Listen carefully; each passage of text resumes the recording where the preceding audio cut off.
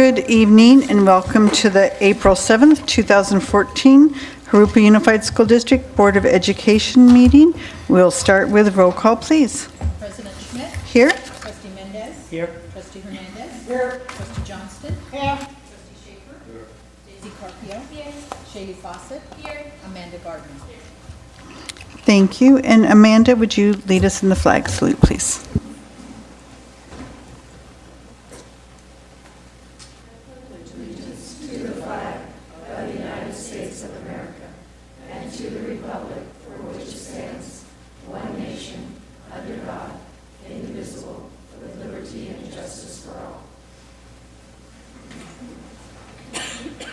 Thank you, Amanda.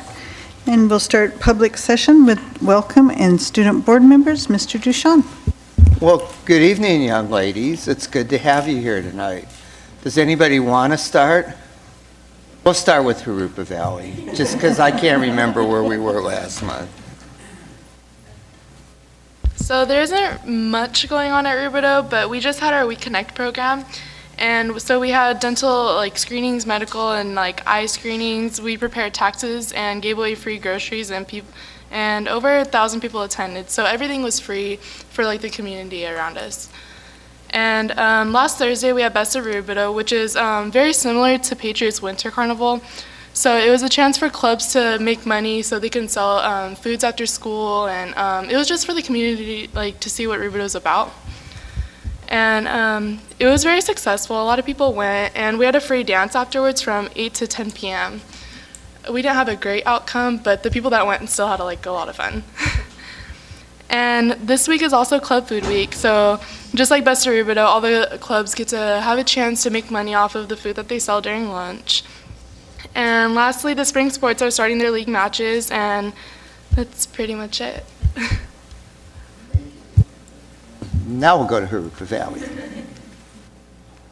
Well, today our juniors started off the Common Core standards testing, and last Friday we had our prom fashion show, and we had a great turnout with our special performance of Mr. West, our principal. And prom is April 25th at a country club in Huntington Beach, a night under the Grecian moon.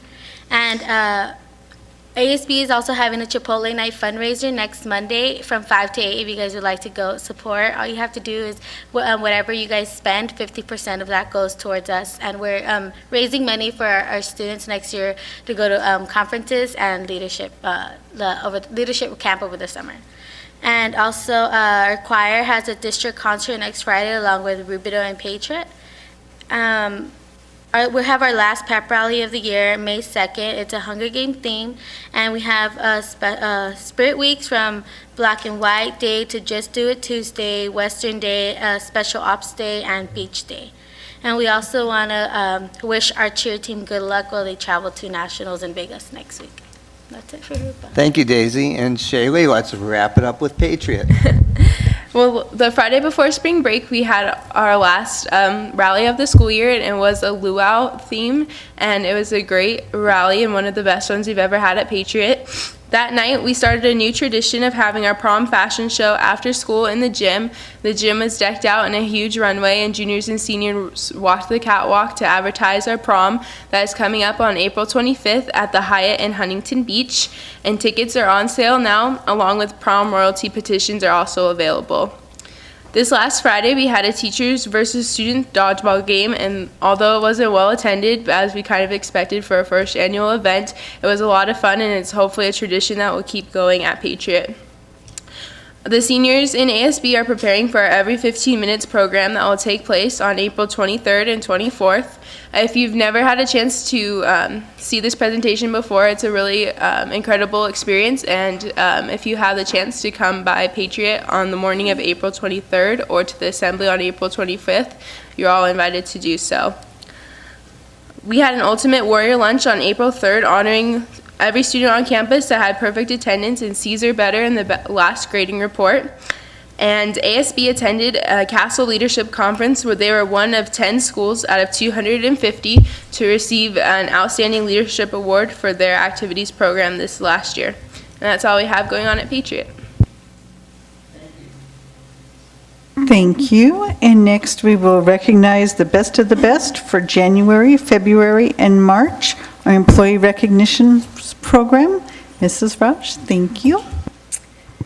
Thank you, President Schmidt, trustees, and Mr. Duchamp. It's hard to believe this is the last one of the year, except the next one will be the fun one, where we'll recognize all the winners for 13-14, and we'll pick the grand prize winner for a stay at the Mission Inn. So as President Schmidt stated, these are going to be the best of the best for January, February, and March. And I know our first recipient is here because I saw him. Bob Beglau, will you come up and join me?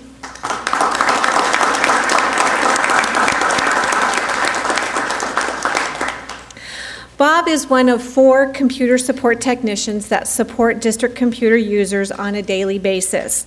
Bob does a fantastic job in addressing computer issues and always helpful as the district continually updates and enhances our technology.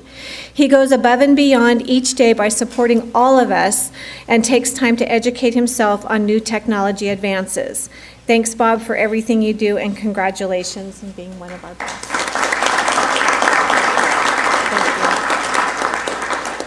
Next, I didn't see her, Jeannie Klein. Okay, I'll tell you a little bit about Jeannie. Jeannie serves as an instructional aide and activity supervisor at Pedley Elementary School, and she's dedicated the last 18 years to the student, staff, and families at Pedley Elementary. Jeannie is always helpful in the classroom and out on campus, and is known for her calm and caring demeanor. She strives to make the students succeed, and it shows. We'd like to thank Jeannie for all of her dedication and willingness to go above and beyond for the students, staff, and parents at Pedley Elementary. Next, I also didn't see this person, Roberta Hammerschma. Okay. Little bit about Roberta. Roberta is a clerk typist with our Ed Support Services Division, and she's been with Ed Support Services, or Special Education, since September of 1990. Roberta works closely with our nurses to schedule and record results of Jurupa Unified's mass student health and vision screenings. She always displays a cheery and helpful disposition and can be counted on to always share a funny story whenever you see her. Whatever is requested of her, Roberta is diligent and thorough in her job duties. Roberta's sense of humor and common sense approach to work and life is refreshing, and we'd like to thank her and congratulate her tonight. Next, we have Amber Harold Toby, math teacher at Mission Middle.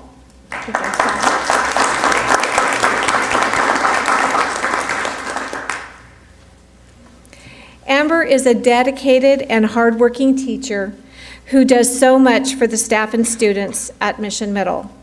In addition to being an amazing teacher, Amber facilitates club outreach. Club outreach provides neighborhood families with a variety of donated items, such as food, clothing, and books. During the school year, families are given the opportunity to benefit from these donations and are also invited for dinner and games. We'd like to thank you, Amber, for being such an asset to Mission Middle, our district, and the community, and we'd like to congratulate you tonight.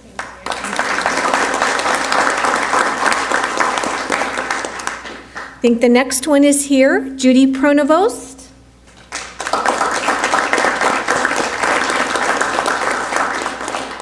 Judy's a kindergarten teacher at Pacific Avenue Elementary. Doesn't show. Judy is known as the TK champion around Pacific Avenue. She was given this title for sharing her ideas and expertise and being a terrific role model for the other TK teachers at the school site. Each day, Judy makes a positive influence on the students' lives. Judy's classroom is a place where students look forward to coming and learning each day because of the caring environment she provides. Thank you, Judy, for being an outstanding educator, and congratulations on being Jurupa's best.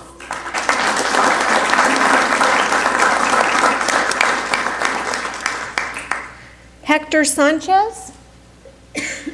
Hector's not here, but he's a 5th grade teacher also at Pacific Avenue. Maureen is back there, proud principal of these teachers. A little bit about Hector. He wears many hats on the campus at Pacific Avenue, Besides his everyday teaching duties, Hector serves as the PBIS coordinator and also works with the boys in the Young Gentlemen's Club to assist them in becoming model students, leaders, and citizens. Hector is available to his students before school and during lunch to help them in any way he can. His positive influence on staff, students, and the entire Pacific Avenue community is appreciated. And we'd like to congratulate Hector for his award tonight. And our next one is our one and only, and Paula, you don't have to get up if you don't want to, but this is Paula Ford, Assistant Superintendent of Business Services. I told her it was going to be kind of like American Idol or The Voice, you know, she's going to have her supporter. Yeah. There's really no words to describe Paula other than she's a truly amazing individual. Paula has held various positions over her 15 years with the district. She has proven to not only be extremely knowledgeable in all that she does, but an expert in juggling many projects at once. Even with all of her duties and responsibility, Paula manages to stay calm, cool, and collected, and willing to assist staff with any questions, always making them feel valued. Paula, we are fortunate to have you as one of our top leaders, and we'd like to congratulate you on your well-deserved recognition tonight.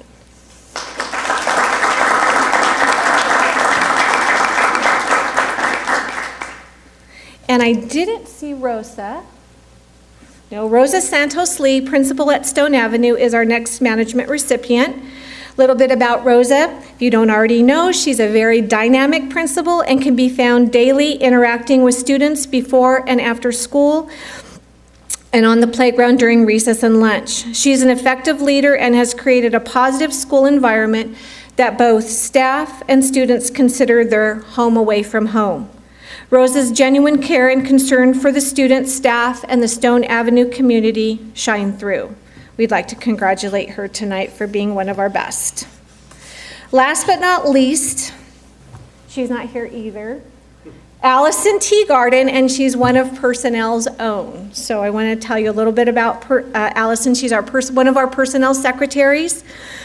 She is a product of the amazing Jurupa Unified School District educational system. Although only being in personnel for a short time, she has served the Jurupa community, staff, and students for the past 9 years in various positions. In personnel, she is one of the first people to greet visitors as they enter our office. Allison greets everyone with a friendly smile and is eager to assist anyone who comes into our office. She is hardworking, a quick learner, detail-oriented, and enthusiastic in carrying out her job duties. So again, we'd like to thank Allison and congratulate her tonight. And then we have several employees selected for honorable mention. So if you are here, please stand at your seat when I call your name. Anja Alanis, Technology Facilitator, Education Technology. Cindy Clark, Library Technician, Jurupa Valley. Maria Lopez, Translator Clerk Typist, Pedley. Jonathan Magdaleno, Head Custodian Multi-Site here at the Ed Center and MOT. Ashley Williams, Student Attendant Aide, Ed Support Services.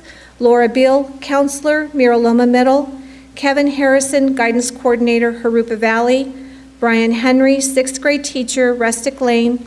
Arlene Stevens, Program Specialist, Ed Support Services. And Joanne Tyler, Intervention Teacher, Mission Bell. So thanks and congratulations to all our staff that were recognized tonight.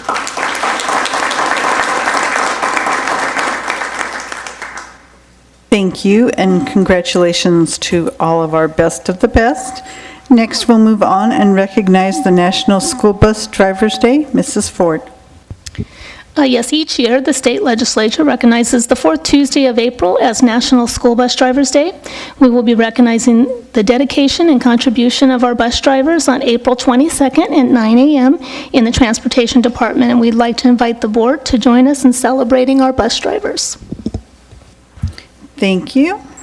And next we will move to public verbal comments. Is there anyone that has or would like to come up and make a comment?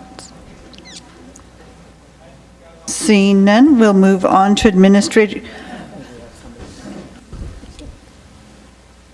you guys doing today? I apologize. Probably should have filled out a card. I'm usually Can you come up here to the...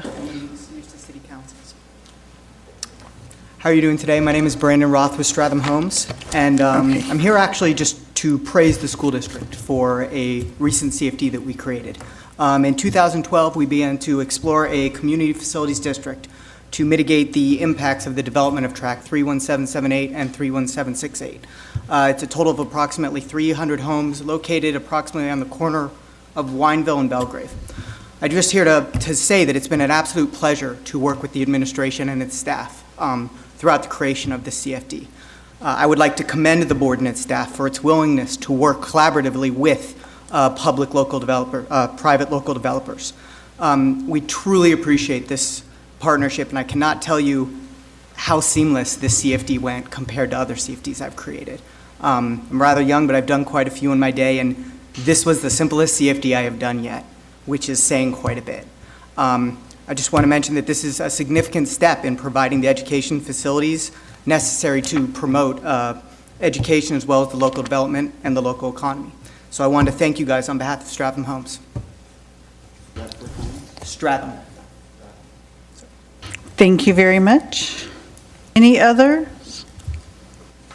All right, we will move on to administrative reports and written communications. Report on a transition to Common Core state standards and local control funding formula. Mr. Dabrowski. All right. Well, after all the discussion and the laptop purchases and the training of all our teachers, the pilot testing of the CASP program began today. And it'll continue for 6 weeks and end on May 16th. And we had, it was a hectic day. There were some issues with passwords and getting things going and things like that, but all sorts of things that we expected and were able to handle. So we're really excited, and we found that our infrastructure and our network bandwidth was able to handle it. So we're excited to see the next 5 weeks and 4 days play out. Also, we're in the process of completing, as you know, teachers are working on creating units of study in language arts and math, K-12, and those units will be rolling out to teachers the week of May 19th through the 24th in half-day trainings, so we're very excited about that. We're also, as we talked last time, in the process of just the beginning process of looking at math texts and starting that adoption process, which will take all of next year. So that'll be a lengthy process, but we're excited about that. Also on the local control funding formula front, we are working with Riverside County Office of Education to conduct what we call an A through G audit, which is where our guidance coordinators and teacher leaders and site administration will be working with county staff to go through transcripts and look at students' A through G access. And really delve deeply and find out where are things that we can improve in terms of access and success for kids in terms of mastering the A through G requirements and being eligible to attend college. So that will be happening during the month of April. We'll have some more to report for you around mid-May or so. Also, our LCAP information gathering process will finish tomorrow with our last of the open staff meetings. Tomorrow we meet at 3 o'clock at Patriot with staff. And as you know, we've met with parents at all schools. We've met with specific parent groups like the DAC, the DLAC, the DGAC. We've met with our associations. We've met with instructional council. We've met with principals. And we've met with staff at 3 and now 4 open meetings across the districts to gather input from everybody. And as we complete that info gathering process, we're also now in the writing process. So more to follow, but things are moving along quite well. Yes. Concerning Common Core standards, lately there's been more pushback. A lot of people are starting to push back. Some states are pushing back. There's silliness to all programs. I'm glad to hear that our teachers will have the latitude to ignore some of the silliness and put common sense back into, what they discover. But what I'm hearing is Common Core will be more challenging. Number one, it will discourage a lot of students from attempting their best. They had difficulties with the past methodology, but with Common Core, it'll be more challenging. The second thing is, a lot of students that further their education, attend community college, universities, they're being required to take remedial math and English, which is self-defeating, actually, because they're wasting, we're not doing our job, it looks like, preparing them math and English-wise when the colleges and universities are telling them to take remedial courses. How can we improve on that so they don't have to? Will Common Core actually help them in that endeavor where this remedial math and English will not be required? Can we prepare them? Because we are failing on this end unless the universities and colleges are not telling us, hey, is there communication between the high school level and the colleges?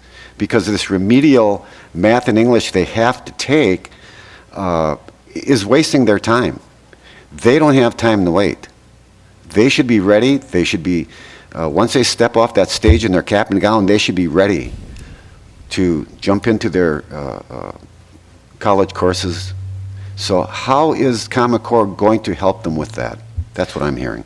I wholeheartedly agree with you that it's wasting their time, and any student who takes a remedial course in college has a significantly diminished odds of gaining a college degree. So once they start with a remedial course in college, the chances are much higher that they won't finish and they won't receive that degree that will enable them to move on to where they need to move on. But I think that's essentially the whole design of Common Core, is to better prepare students for success in college and in careers.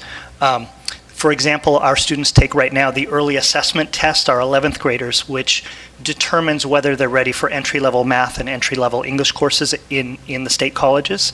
That the colleges and the state are talking, and that test, which used to be a separate test, will become a part of the test that our students are taking now and that they will take next year. The alignment is very tight in that the whole design of the standards themselves was created so that students, when they leave us, will be ready for that without remediation. So I think, and based on the wonderful work that's happening in our district with our teachers, we're going to do it right. And so I believe, yeah, it's going to make a big difference in terms of readiness for college without the need for remediation. Thank you. Next is the review of the 2014 graduation ceremonies. Mr. Dabrowski. Thank you. You have the chart in your supporting documents that shows the graduation ceremonies and the board member assignments as well, information only. Thank you. And it'll be Mr. Dabrowski once again to report on the Rivercrest Preparatory Online School. Actually, it'll just be me introducing Mrs. Sogstedt, who is here tonight. As you know, we opened the Rivercrest Preparatory School this year, and our enrollment has been steadily growing, and I'll just talk for a second while she's preparing the PowerPoint. So Mrs. Sogstedt, who's the assistant principal in charge at Rivercrest and has done a phenomenal job in advancing the school, is here to just give you a brief update, talk to you about what's been happening, all the good things, and the enrollment and our plans. So with that, I'll let her take it away. Stand to the mic. Thank you for having me today. For those of you, thank you for the introduction. I am Jenna Sogstad. I was at Rubidoux last year as an assistant principal and was called to go to Rivercrest this year to sort of head up that program and work with the district and work with Mr. Murillo to kind of get our online school off the ground. And we've done a really great job, I think, of getting a place where students who may not fit the traditional model have somewhere to be able to look at a different mode of success and a different mode of education. So Rivercrest this year, we've been, this is our campus. We are currently located at Jurupa Valley. So we do have our own facilities that are separate from the Jurupa Valley campus to some extent. They are completely gated around, so we do have our own entry and exit, and so students that are part of Rivercrest are Rivercrest students. At this time, we're working towards covering all grades, 9 through 12 at this point, and you can see the breakdown that currently we have more 10th graders than anything else, but we're starting to grow in all of those areas. We opened our doors on the same day as everyone else with 27 students, and we are now currently at 58. So we've more than doubled the amount of student population in our school this year. We currently have 3 staff members, 3 teachers, and they are working with working with all disciplines, and we have 1 clerk office staff that's supporting as well, and then myself.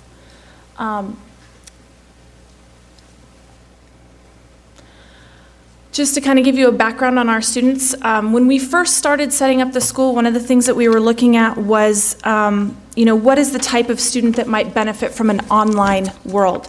And to give you an idea about our program, one of the things, we did some investigation on programs outside of our area, one of those being Valverde. I did some research on a few other programs in Redlands, the e-learning, which is coming right now, and a few other ones like the Connections Academy and K-12, the ones that are outside of the realm of our district, and looked at kind of some of the things and some of the student population that were being called to those. And so we were looking at what is the one thing that most of those do not have, and that's the personal relationship with a teacher on a daily basis. And so that's one of the things that we really pride ourselves on. We do have a virtual world in terms of the curriculum. The students are utilizing Odysseyware and Apex and other online programs, but they are actually coming in contact with a teacher on a daily basis. And that's been one of the biggest selling points that our parents are really enjoying as well, because they're getting that feedback from a teacher. They have them if they get, tripped up, and they're not having to wait an entire week to meet with that teacher again. We were also looking at the types of students that we are catering to. So you can see that at this point with our 58, actually when we typed this it was 59, 1 due to transportation had to go back to Rubidoux before this, so it is 58, but 59 students, 3 of those are on inter-district transfers, so they're from the district completely out into our district, and then 10 other ones were at other programs. Flaybob Academy, K-12, Connections Academy, a few that were on a home hospital type scenario, not in our district, and so they've now come to our site and are really thriving in that model. So basically out of the 58 that we have, 13 of those would probably be in another system if not for our system at this point. We do cater to, we do have ELL students, we have special ed students, we have students with 504, so we are a very diverse little group at this point looking to grow larger. We did just go through a successful accreditation, so at this point we are a fully accredited WASC school, and so with an initial WASC we have 3 years now to be putting in place all of the findings and all of the requests that they are looking for to be able to do a full review in 3 years. And so we will be working on that throughout the next 3 years and looking at the positive findings as well as some of the challenges that they brought to us. But they were very positive in their findings. They applauded the district as well as the board for the support that they've given us. They've and asked that that be continued. They looked at how our model was, and as we grow, looked for a little bit more support in terms of maybe academic counseling, but for the most part, they really were very pleased with what they saw. They were pleased with the parents that came and discussed the program, and they were pleased with the students. At this time, you'll notice there's a second handout, and that's the parent survey data. We did do a survey of our parents. We've informally surveyed our students. We're working towards that as well to get formal data from them. But we really wanted to see, after a good 10 segments that we're in now, so 30 weeks, that we were getting how the parents were feeling about the program. And as you see in the data, they're overwhelmingly positive. You can see I've included some of the comments that some of the parents made. And, you know, anything that they have brought to our attention, we've definitely been very diligent about trying to make sure that we handle in a clear manner. You can see some of the things that the WASC team was very happy about was to create a school model that offers the online curriculum but blended with face-to-face instruction.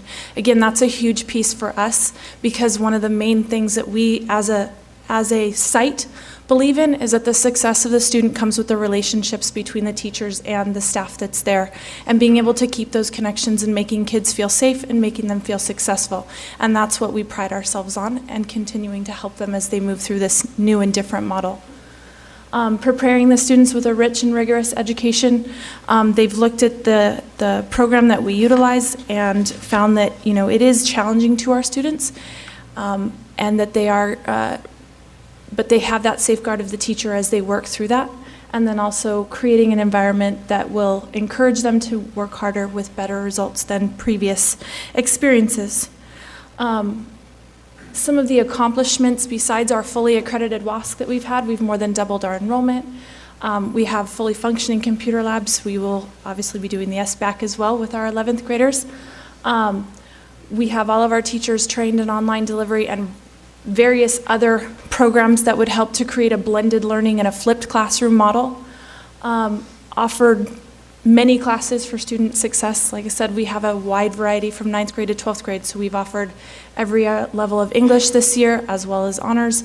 We've offered every level from math foundations to AP calculus, so we've really taken on a lot with the students that we have.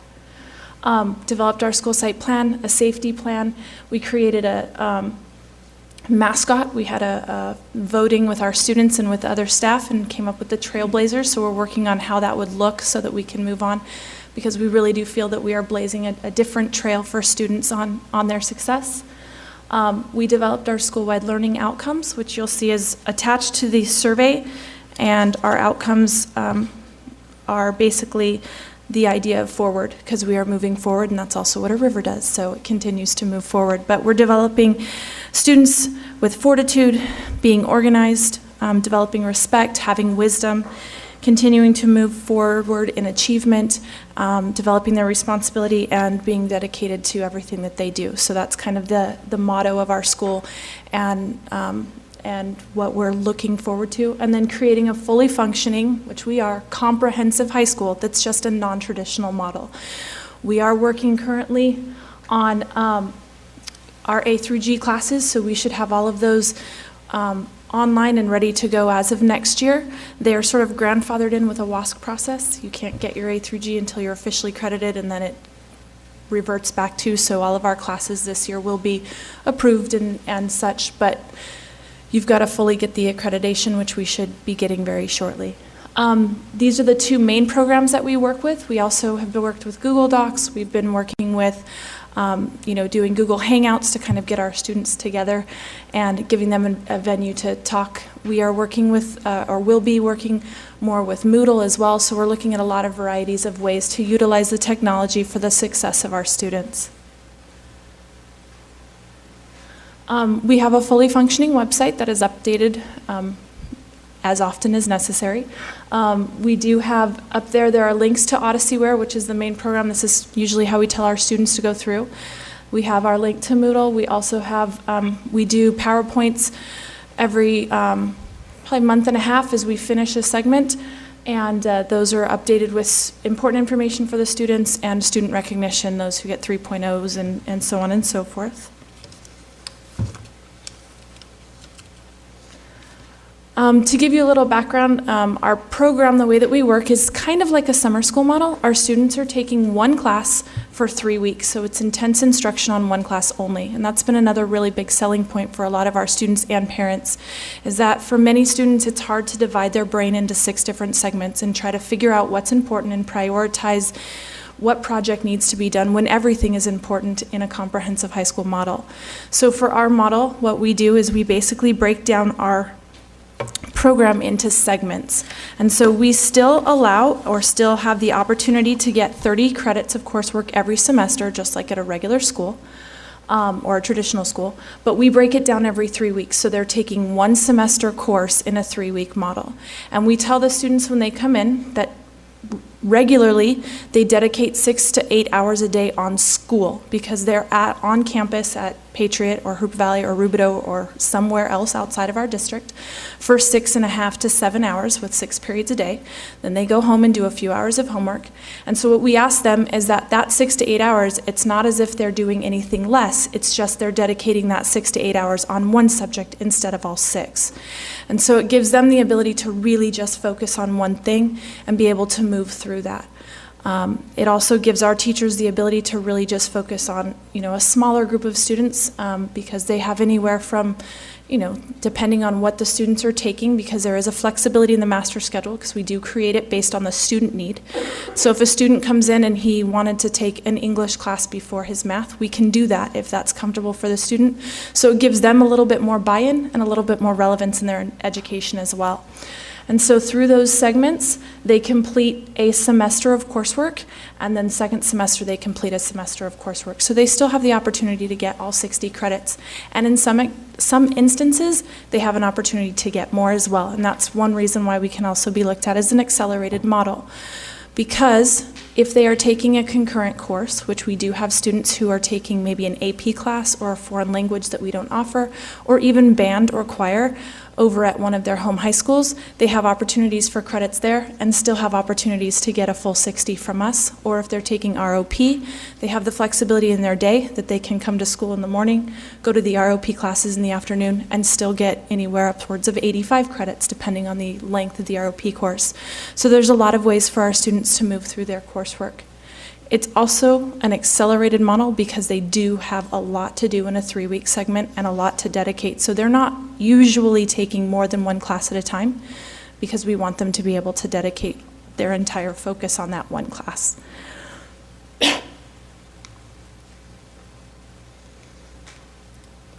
This is to give you a breakdown of kind of what our enrollment's been. So segment 1 was our first enrollment, and it's a little dark, but you see we started with 27, so that's the bottom is the amount of students we had, and that's the amount of credits that was awarded during that first segment. And then so on and so forth, we continued to exceed up to where we're at 59 as of segment 9, which was we're currently in segment 10.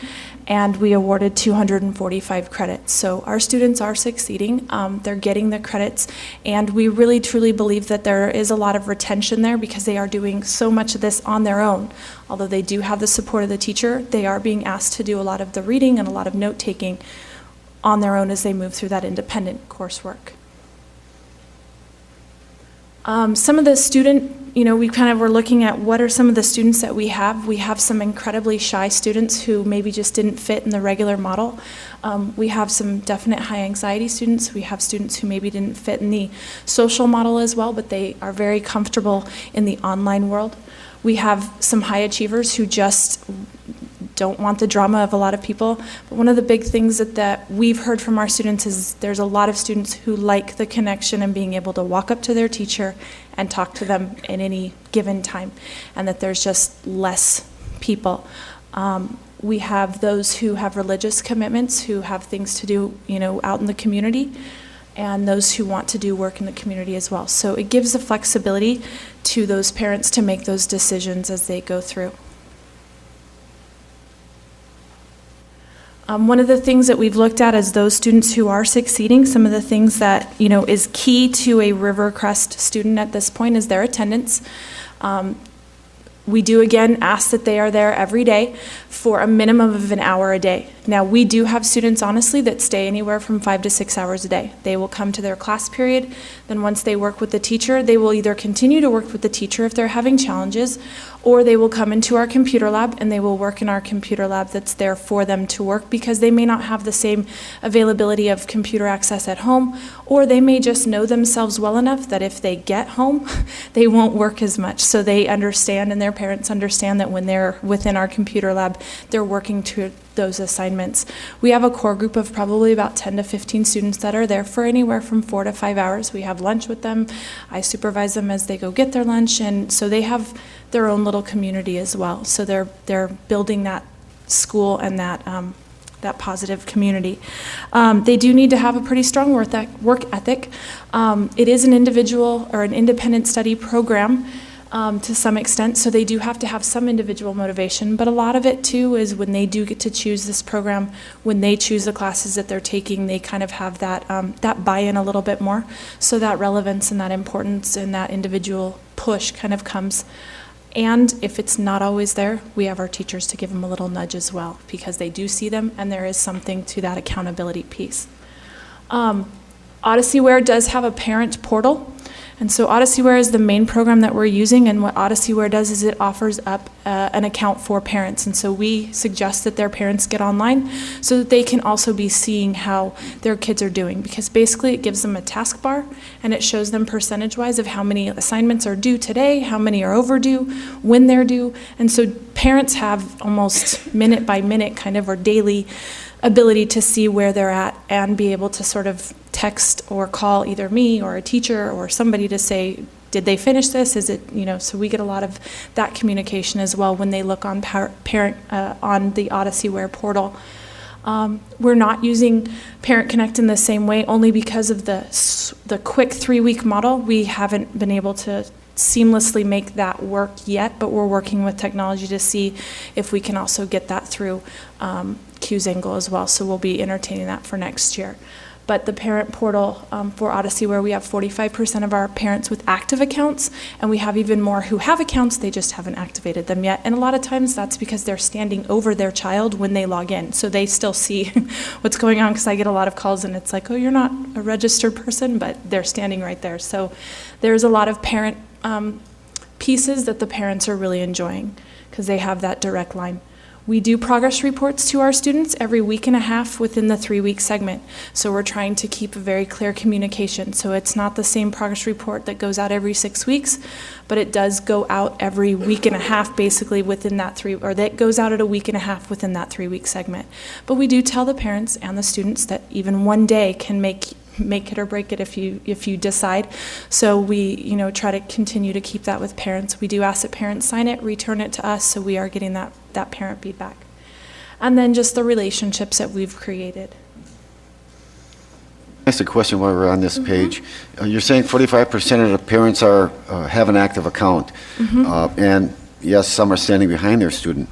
The ones that you don't know whether the parent's standing behind them or not, are those students as engaged as the 45% of the parents that are engaged? I would say yes. The majority of our students understand, because there is the accountability of either seeing me or their teachers every day, that they do have an expectation of getting through in that 3 weeks.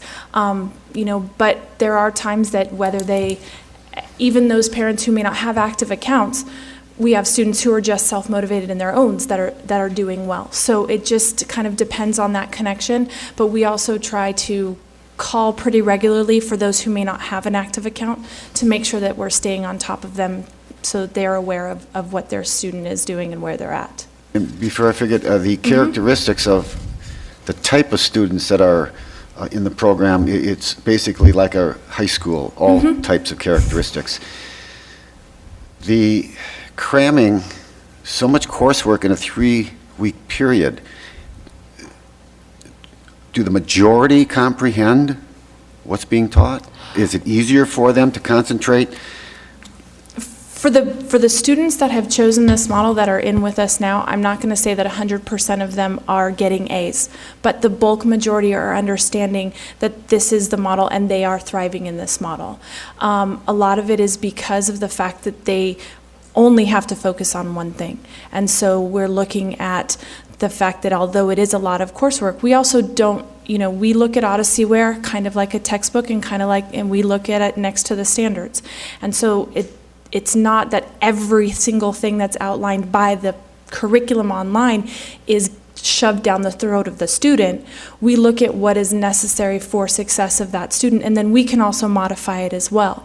And so just like in a classroom, we look at what the student needs, what the standards are, and then we outline to move in that direction.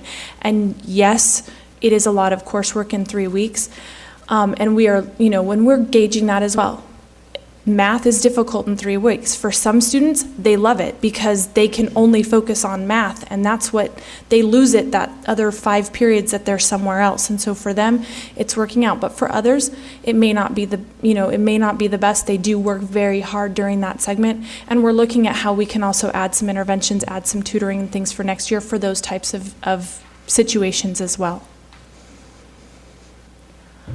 This is a copy of our current bell schedule. We don't literally have bells, but they do move back and forth pretty seamlessly. And that's the flexibility for the parents and the students. They come in and they choose the time that they arrive. So the students are only really required to be with us an hour a day. Like I said, we have a handful that are with us for a significant amount of time, but they choose that period, and so it gives them the ability. I have a lot of parents who drop off at the elementary school or drop off at the middle school and then drop off their student with us. And so if you come to, which you're always welcome, but if you come to Rivercross, second and third period's usually the largest time that we get them. Sixth period is the smallest because a lot of our kids are doing things in the community, or they're back at their home sites doing their athletics or other things that they have their concurrent enrollment with. And so we give them that ability. And then we have the extended learning opportunities, or the labs. That's where a lot of times we'll use things, or we will in the future when needed be able to assign some tutoring and things like that as well for students who may need that. We do have late start Wednesdays, or minimum early release Wednesdays, and that gives us the afternoon and Wednesdays to do professional development as a staff. We work on the paperwork that goes with independent study, but we don't kick kids off. It's just the way they meet. Once they're done meeting, they go in the lab and they're still there for pretty much their time, but they meet in a different period. We also have 2-hour lab blocks for our A through G courses, so that's when we're doing things like wet labs for biology, or if we need to work on supporting that math a little bit more, supporting an English project. And that's where we also envision our Common Core pieces coming as well, because we have a unique advantage that at any given time we can have a physics kid and a biology kid and a chemistry kid all in one class. So there's a lot of projects that they can do together and each have pieces of it. So we look at those Common Core pieces that will come in, and that's kind of where we envision. And we're moving towards, in the future, kind of when they're on campus, doing a lot more of that interaction, project-based collaborative work, because a lot of the homework can be done online at another place. So we're looking at how we build that as we move on.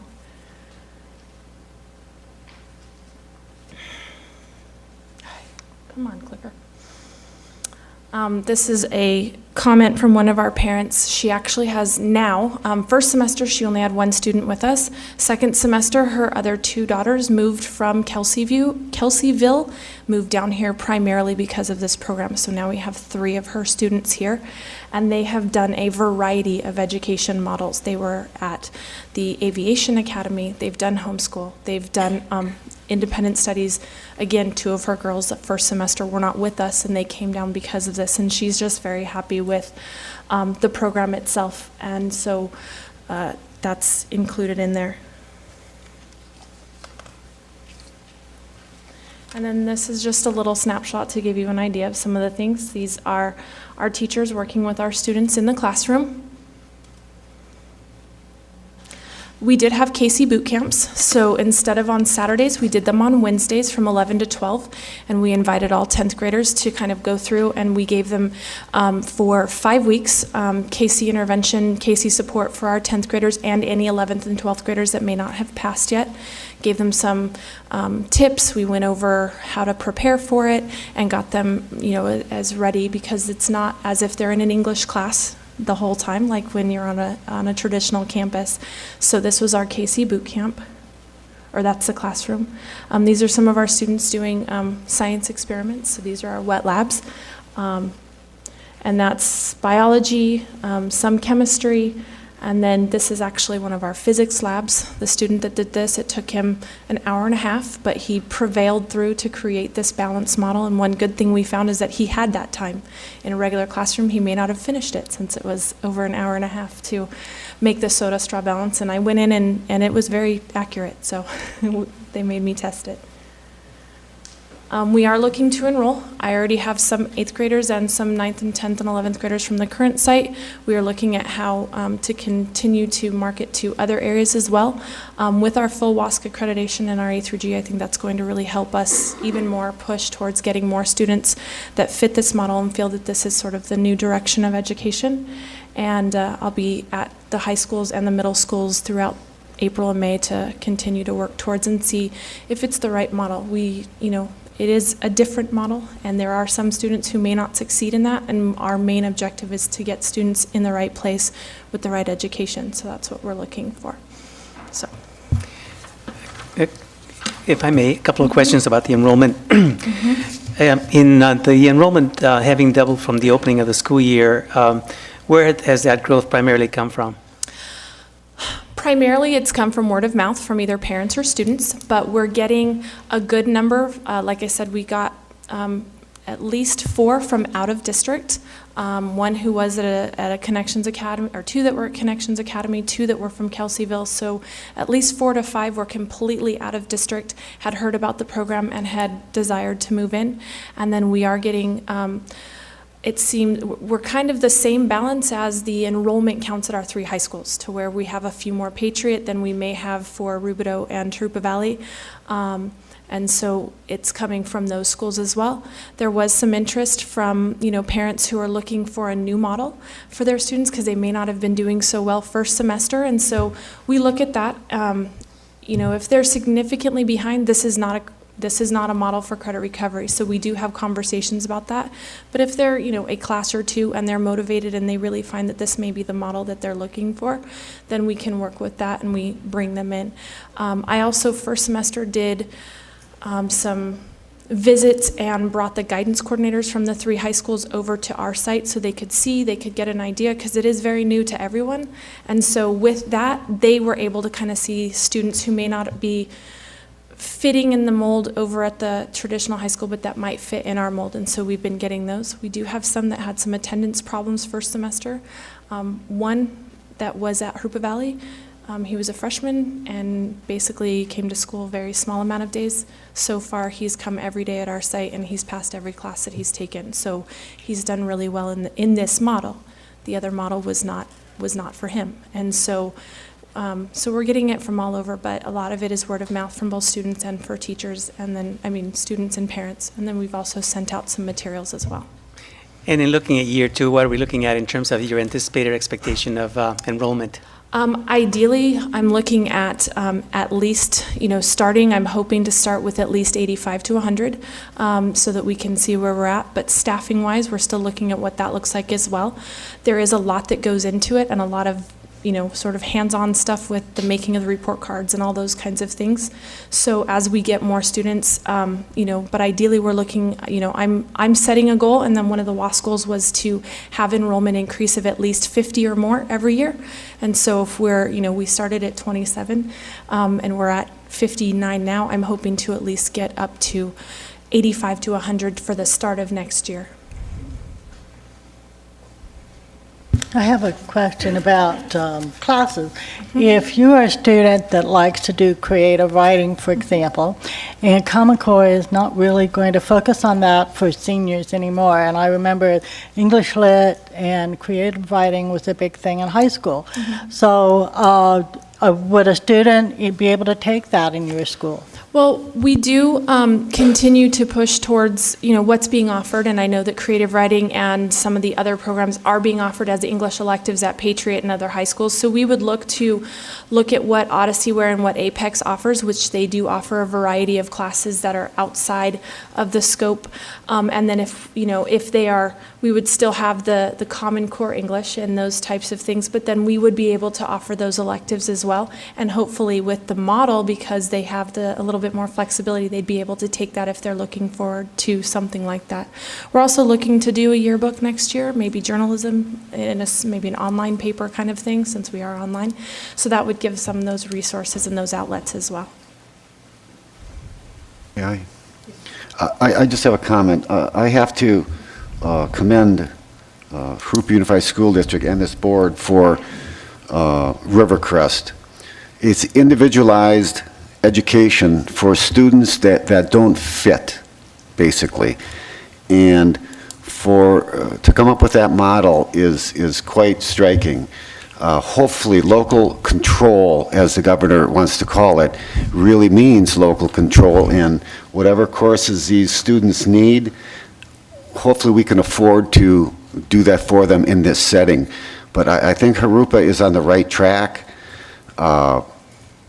giving as many opportunities to our students as possible. And again, going back to Common Core, hopefully when they step off that stage, they can start running. And Rivercrest will help some of them. I like the model. Thank you. Absolutely, and I have to say, when the people from the WASC accreditation team came, I was there just at 8 o'clock to meet with them briefly, but within the first 3 minutes of meeting them, they were asking my permission to start giving Jenna's name and the school's name and number to other districts that were looking to start up a successful program, because they were so very impressed with the model and the way it was set up. So we've been getting a lot of, I was very impressed that in our very first year, people were asking to look to us for a model, and things are going really well. And we've had Torrance Unified come down and talk to us as well. And we're as this grows, there's a lot of opportunities for those things too, whether they have a concurrent class, so maybe we can look at those types of things as well, that maybe, it gives them an opportunity and flexibility to be able to hit their A through Gs, as well as get some of those other elective type creative courses in there. Mr. Duchamp. This is, I'm sure, self-evident, but I want to point out the obvious, that you can see the first right thing we did was pick Ms. Sogstead to be in charge of this program, and her enthusiasm, her ability, and her skills have just carried forward. But I also want to say, as she's developed the program, you can see it is not oriented toward the technology. It's oriented toward the learning, and it's very teacher intensive. And so as the students really get involved in the program, they're choosing more teacher interaction. So I want to thank you, Ms. Sogstead, just for, I think, doing even more, I think, than what we expected. It just turned out to be a model program, and it's growing very nicely. We didn't want to build it into a program for everybody. We wanted to make it an alternative, and I think it's an excellent one. And while it's great that other people recognize us, it's even more important you're doing right by our students. So thank you. That's my ultimate goal, so no problem. Thank you, and thank you for letting us know about everything that's going on this year.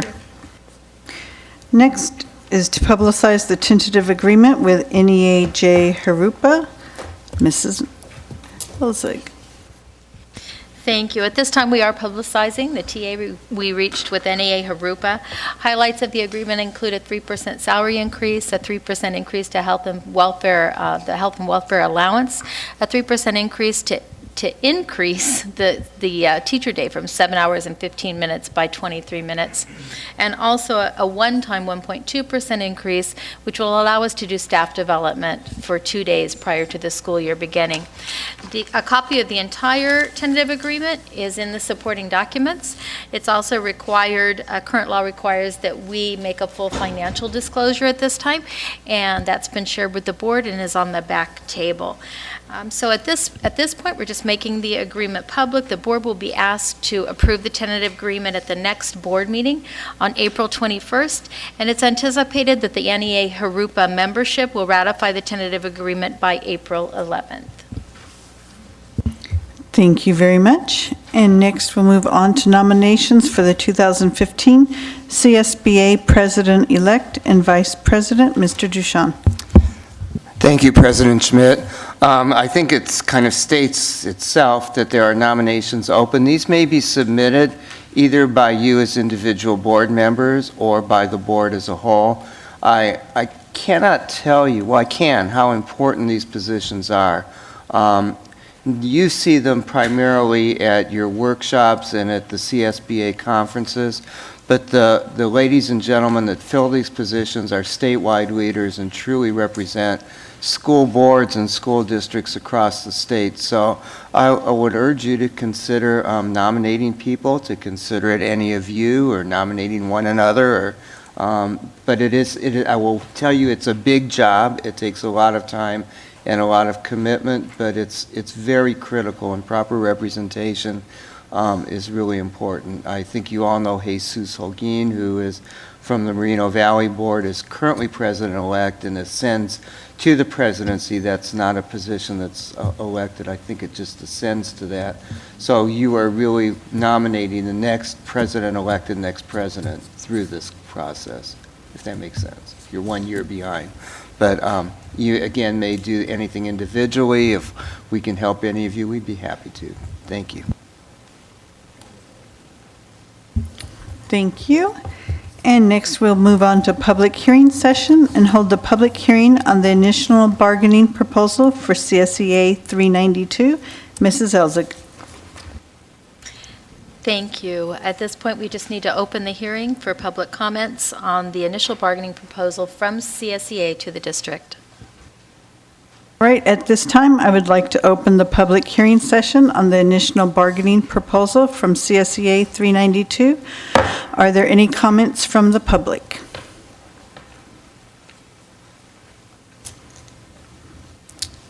Seeing none, at this time, I will close the public hearing.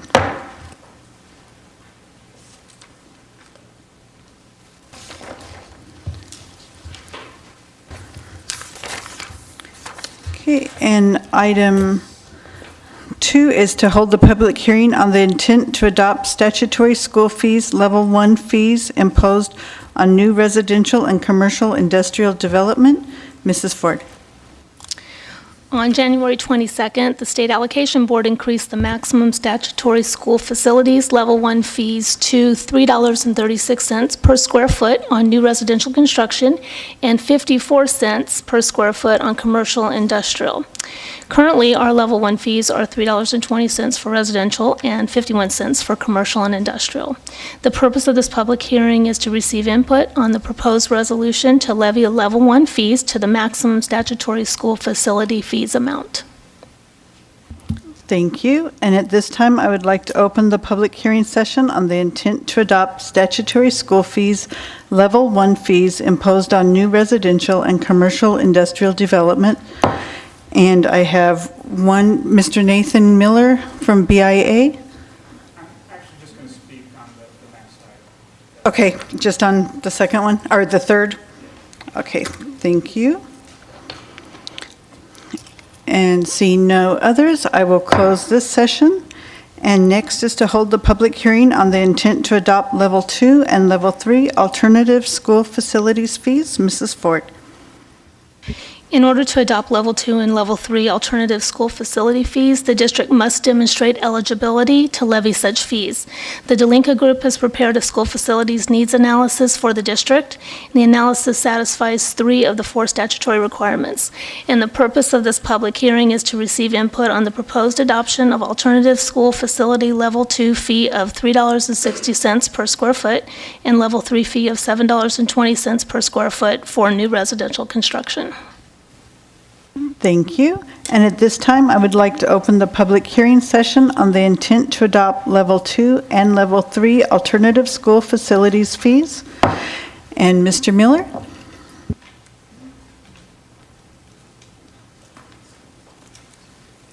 Good evening, members of the board and staff. I'm here on behalf of the Building Industry Association, firstly to introduce myself to your staff and members of the board. I wanted to say we greatly appreciate the open lines of communication that your staff has afforded us and giving us the SFNA and plenty of time for us to look through it and review it properly. And we'd like to say that we concur with the assumptions of the SFNA and we support it in its present form. And we look forward to working with you in the future. I would like to make us available if you ever need permit numbers, what's going on with the development industry, anything that we're working on, any source of information that we can provide to you or your district that would benefit you.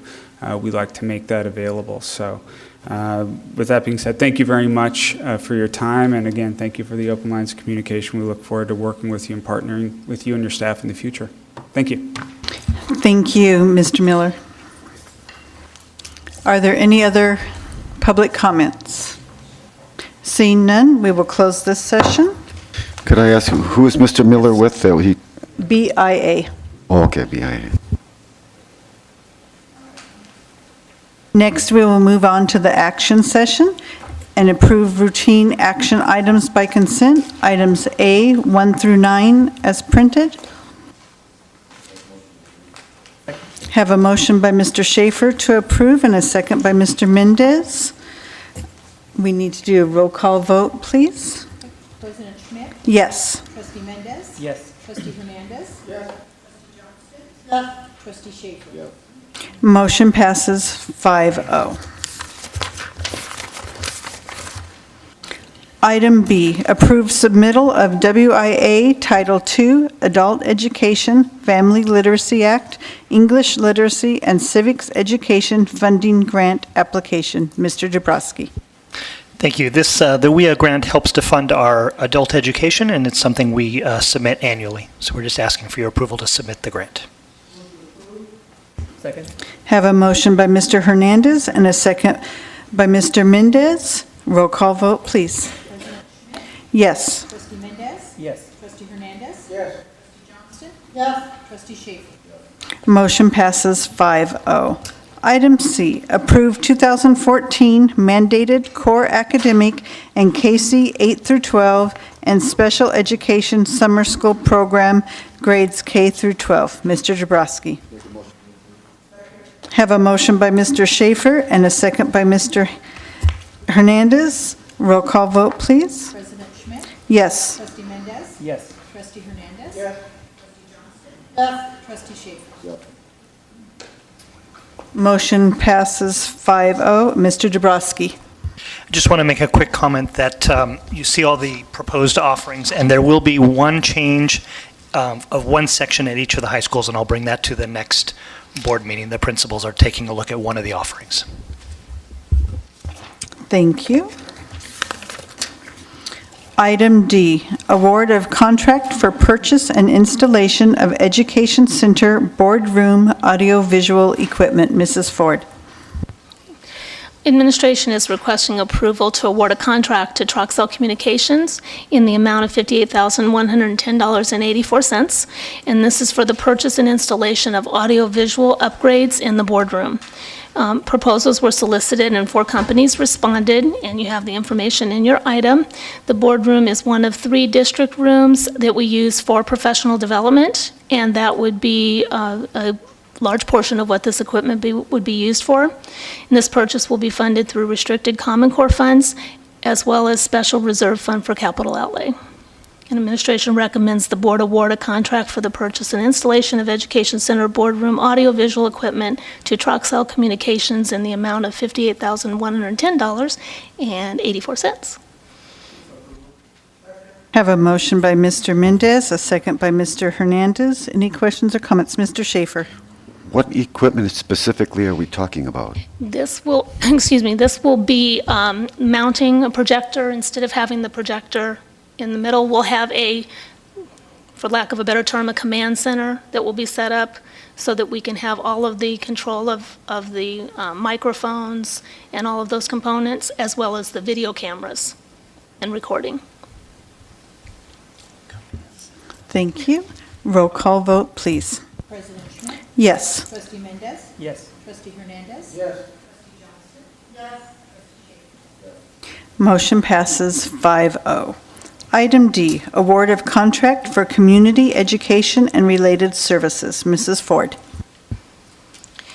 As part of our process to address the various facility and technology needs of the district, administration is requesting approval to award a contract to TBWB Strategies for services related to community outreach, and this is in the area of the facilities and technology. The focus will be on educating and seeking input from the community, and the cost of services are $6,500 per month, and it's estimated to be a 2-month contract. If we do determine that informational materials will be needed, and then there will be an additional cost for those materials. And the services will be funded through a special reserve fund for capital outlay. Administration recommends the board award a contract to TBWB Strategies for community education and related services in the amount ranging from $25,538 to $28,447. Can I ask a question now, or Mrs. should I wait for motion? estimate is 2 months of service. Is there estimate of how much longer it could be? 2 months will probably be what we would need in order to really seek the input from the community and to get to educate the community and get the information out to them. So we don't anticipate that it will be longer. Okay. One concern, the concern I have is that it's difficult to get people to come out. So if we only meet with a very small percentage or a very small number of parents, say we only see 100 parents, in that span of time, it costs us more, if you're looking at the $28,000, than it would if we were seeing many more than that. So I would like to make sure that I'd like to know how they can publicize it, that they make a huge effort to get the parents or the the residents, and I'd like to know a schedule of meetings or forums, however they plan to do that, and because I'm thinking, if you broke this down into an hourly rate, how expensive are they in the 2 months period? And I thought about it that way at first, and then I thought, well, why don't you think about it in terms of how many people they're reaching? And so it's going to be the fewer people they reach, the more expensive it is for us, and the more people they reach, the better deal we're going to get. Absolutely, and that's why we really need to strategize on and work with somebody who has done this type of outreach before and in different environments so that we can see what will work best for Jurupa so that we do get the most turnout and are able to reach the most people. Mr. Hernandez? Yes, could you clarify to me what the purpose of this is for? This is as part of the Facility and Technology Committee that visited all of the school sites. This was that last component that we talked about of getting this information that the committee was able to identify and getting that information out to the community. So we really educate them on what our facility needs are and what our technology needs are, and then be able to come up with a strategy on what we do from that point forward. Okay. Mr. Schaefer? This is kind of like putting the cart before the horse. You're going to tell them about the findings of the Facilities and Technology Committee.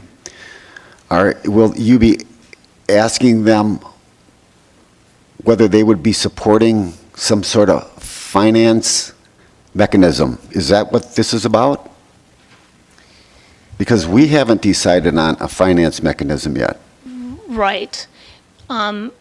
We would be asking them what they would be willing to support, and in some ways that might be how they would be able to, or how they would be willing to finance that support. We haven't even been asked that yet.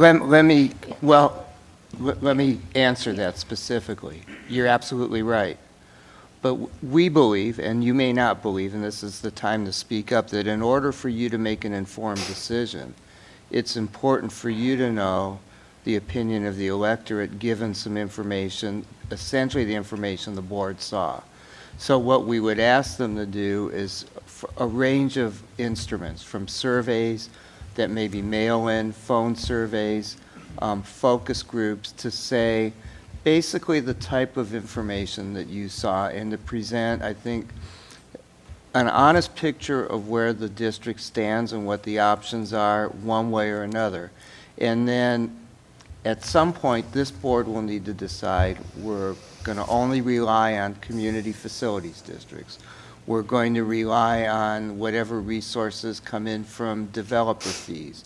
We're going to let the voters decide whether they have a bond, or we're going to try some other option. But I think, and this was something we went through last time too, that to make an informed decision, I mean, you could make a decision tonight and say, we're not going to ever have a bond, or we'll have a bond, or we're not going to ever do community, well, we have one on the agenda tonight, but this allows you to get input from the community based on, and I think kind of dovetailing on on the points made earlier, Mr. Hernandez's, was that it's very hard to ask people what you want without telling them. Now, I will tell you, under the law, the information needs to be unbiased. Yeah. It needs to be informational. It needs to be factual.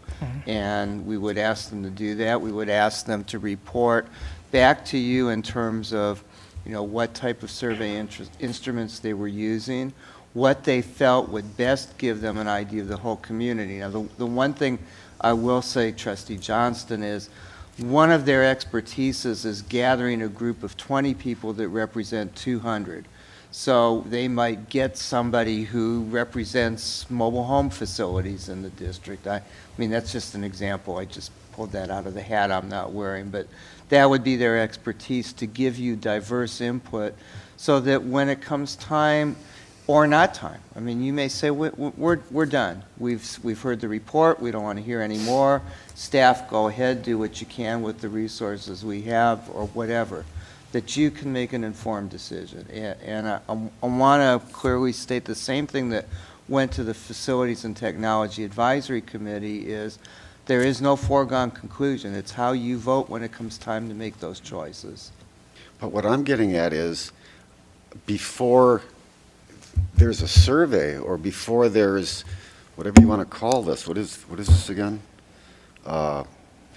Informing the public, I would think you would inform the public of the thoughts of board members, because we haven't discussed this yet, and I may even suggest, when we do decide to discuss this, that there may be 2 bond measures concerning the school district. And that way they can inform the public, this is what the board is looking, they're looking for your input on these issues, our facilities, and other issues that the board brings up. You understand? I understand completely and would love to be able to have you do that. But if you were to decide tonight to put an bond issue on, well, I think it's too late for June, but the November election, we could not use any school district resources to even ask people.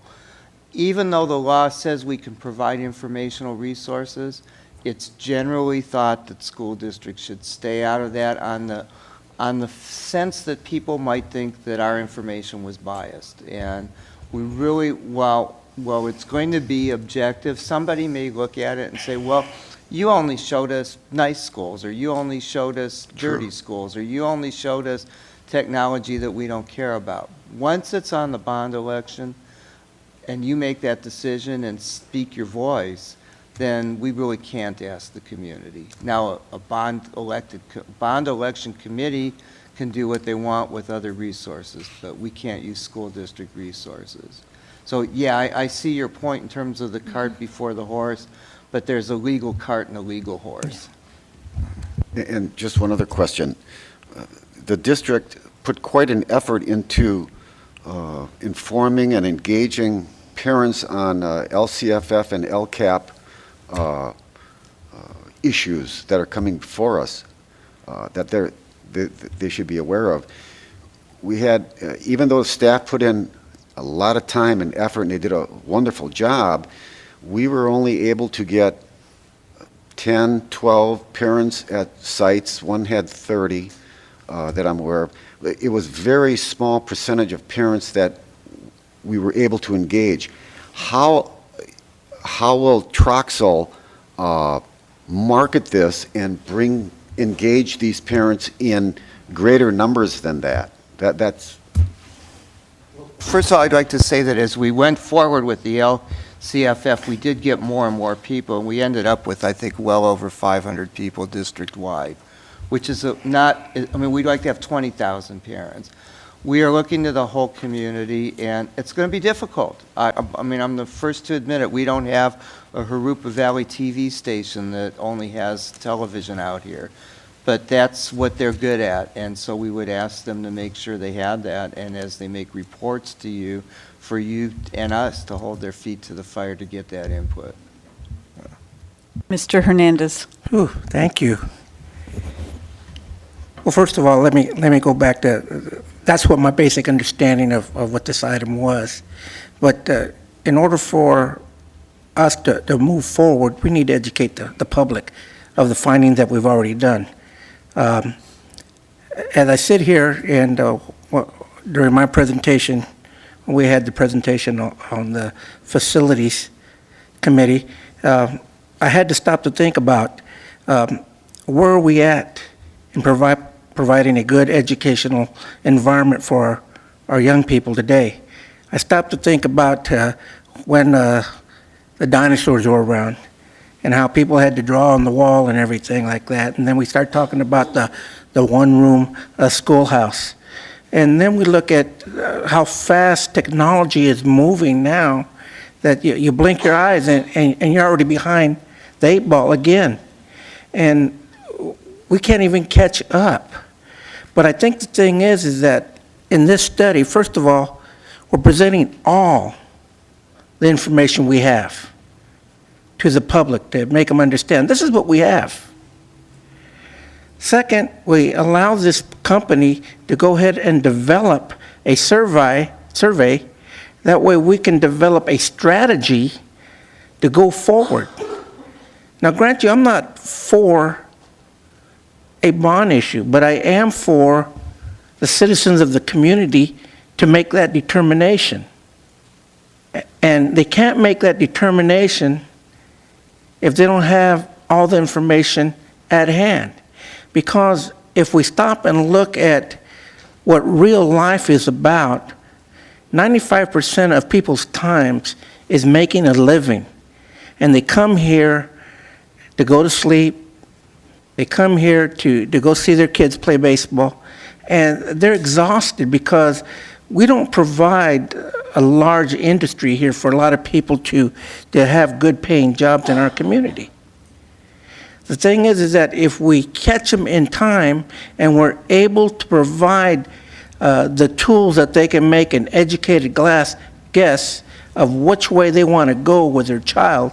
And as far as the LCAP, because you brought the LCAP in, and I'm going like, well, that really doesn't have anything to do with this right now, because the LCAP, we're trying to close the education gap. We're trying to bring our kids up. This is one of the greatest things about the LCAP. And we're going to go ahead and close those gaps. Here, we have an opportunity to educate the public to understand these are our facilities. Now, grant you, I wasn't happy at the last bond measure that happened because, frankly, it went kind of fast for me. And I thought, oh, my gosh, what are these guys trying to pull on us? Because I don't know anything that's happening. At least this time, we're going to provide the information to the public. That way they can make educated decisions. And we can create a groundswell of individuals that are going to go support this. But we can't do that if we, first of all, don't have the organization in place to help guide us through the way. Mrs. Johnston. Sorry. I agree with Mr. Hernandez's statement about jobs and companies, and I'm trying to get my thoughts together here. If the Jurupa School District is a top-notch district, you will get industry. They will hire our students as long as they can make the grade. And they can be hired because they can do the work, because they can write a letter, they can answer the phone, they can do the basics, and they will train them for the rest. We cannot get there without improving technology and improving our schools.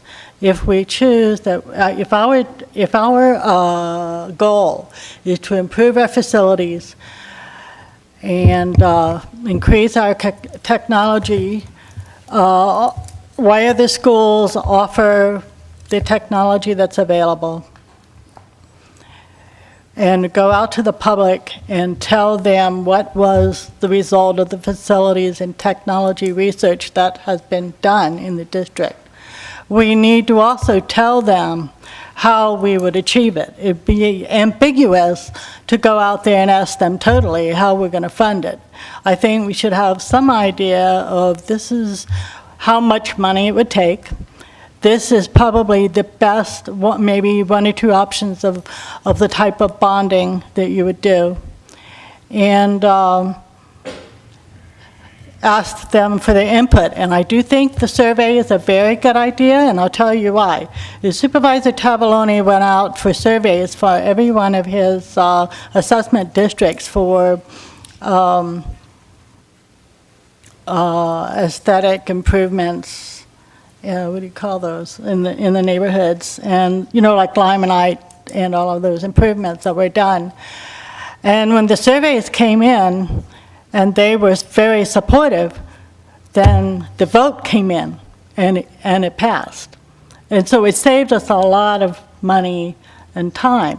And I think when we're looking at this, and what we're asking these consultants to do, we need to be smart about how we spend the money. If we send them out there, we need to ask them to, publicize it, get the people there. We need to ask them to tell them a couple of good options of how we can get what needs to be done. Well, secondly, you need to tell them what the conditions are in our facilities and what it is we need. And then third, you would tell them, here's the options that seem to be the best options to get there. What do you think? Let them fill out the survey. We get the surveys back. We make a decision. I never thought I would support a bond, but I've been thinking, if we want to compete with Riverside District and Corona Norco District, if we want people to move here and go to our school districts, we need to be able to have something that they want.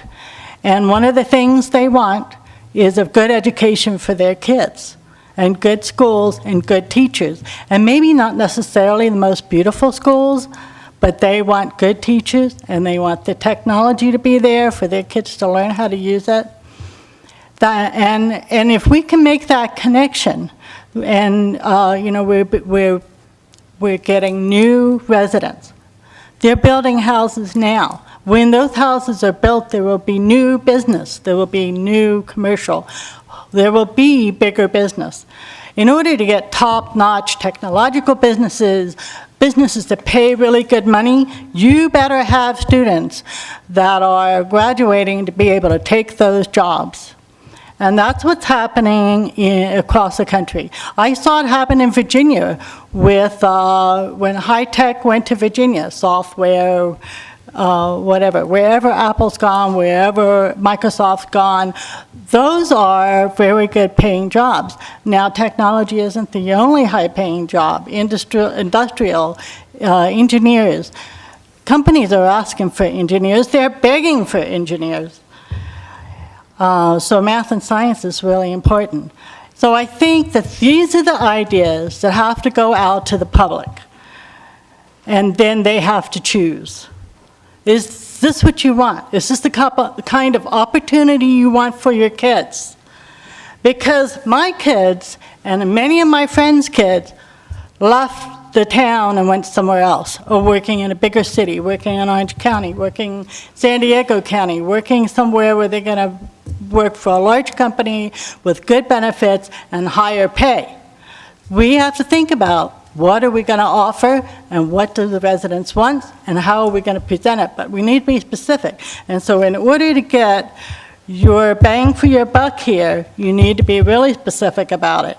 You need to be really enthusiastic, and I think that would do it. Mr. Mendez? My perception at this point is that we're not so much in disagreement in terms of the outcomes. I think that we're all, if I understand our board correctly, looking towards an outcome of better educational opportunities for our students in which they can be successful and thrive and ultimately be successful as citizens and beyond. And we are also then linked to that need a learning environment that facilitates that learning process and those learning opportunities. In my mind, what we're looking at as a board is the sequential aspect of the process. And the beginning of that process, in my mind, was that there was an initial discussion that there was a need in our district for an improvement in our facilities. Just a general thought that kind of went around through our discussions. From that stemmed then the next step in the process, let's establish a committee to take a look at what's out there and report back to us in terms of the current status of what our district is in terms of facility needs, technological needs, any other facility type situations that will enhance the learning opportunities for our students. At this point, my understanding is we're not really talking about cost, because that comes at a later time. And correct me if I'm wrong, in any stage of this process. Where we are at this point is, now that we have had the findings presented to us by the Facilities Committee, the next logical step is to involve somebody with more expertise in disseminating and presenting that information to our community, to our parents, to our public, to businesses in the area, to anybody that's impacted by this district in this area. And at this point, again, we're not talking money.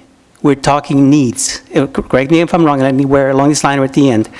So what we're looking at is to contract with a firm that has had experience in communities maybe similar to us, with maybe situations similar to us, that has had a track record in which they have had success in getting the word out to the communities, to say, we're willing to contract you for these specific aspects for you to help us in disseminating and presenting information to our community. What are the best ways for us to do that? And in doing that, for them to find that out, they need to themselves reach out to the community. And they're not going to use the same system that we use. Again, my understanding of saying, come one, come all, or whoever doesn't want to sit around and watch TV on a Wednesday or Thursday night, or has nothing else to do. We're looking for a representative sample of the community, more like what scientists do when they do investigations that involve a lot of people. You can't tap into every single person, but you can say people that have these certain types of students, K-12, K-6, they live in certain communities, they like horses, they don't like horses, whatever the case might be, they're all represented, every aspect of the community will be represented in some way. So there's some design scientifically. And that, even though we may not get the numbers, by virtue of that, that'll give us a good sampling of what the general community feels in terms of, yes, you're right, we agree that, our schools do need more rooftops or more pavement or whatever the case might be. Again, no dollar amount. The dollar amount is the next stage. That's when you present to the community, here's the needs. Now, if we fix 10 roofs, pave 10 parking lots and whatever, these are the costs. What are you willing to support then for us to move forward from here? And then determine then even the amount of the bonding day, if we go that route, or that actually, that's not even a question. What is the next step? How are we going to fund this, and to what level are we going to be, and what priorities are going to be needing to be addressed the most? And then that's where the money issue comes in. Okay, what do we need then to address those needs? And then where do we get that funding from? How can we strategically organize our efforts to draw from every source that we can to maximize addressing the needs that we feel are important in our district? That sort of, in my mind, is how I've been trying to track this discussion, and I hope I've done some sort of justice, so I don't know. Before, I just want to say, because there was some things, I don't know if this is the way they were meant, but it's the way it came across to me. So I want to make the statement that we do have great teachers and other staff in this district, and the way some things were implied during this discussion was that the reason people aren't coming in industry isn't here is because we don't have good teachers and good students. And I think we have both, and that there are many reasons that industry is not here, and it is not because of our teachers and our students that the industry isn't coming here. Paula? Yeah, real quick. I don't think that was the implication. We have wonderful teachers, and sometimes even my tongue goes the wrong side of my mouth, and sometimes it comes out differently than what I had expected. No, I agree with every one of my colleagues up here. We're talking about needs. The needs of technology, the needs of facilities. What do we really need? And if we're going to send someone out there to engage with parents giving them an idea of, I was on that committee for 6 months, and telling them what we discovered is very valuable. But also tell them that what we've discovered is, and if we ever have that discussion, as far as a bond issue, I would like to either see incorporated into this bond or a bond on its own. 70 to 75% of our students need jobs when they graduate because they do not further their education. I would like to see a competing bond or incorporated in this bond, $20 to $30 million for career tech education. That is truly what we need. This is local control, as our governor says from Sacramento. So, okay, local control, what do we really need? Let's ask our parents, do you think the community needs career tech education for the children of this community? Most of them that I have talked to, and I think the majority of what Troxa will find is, the answer is yes. Well, how do we provide that? I don't know.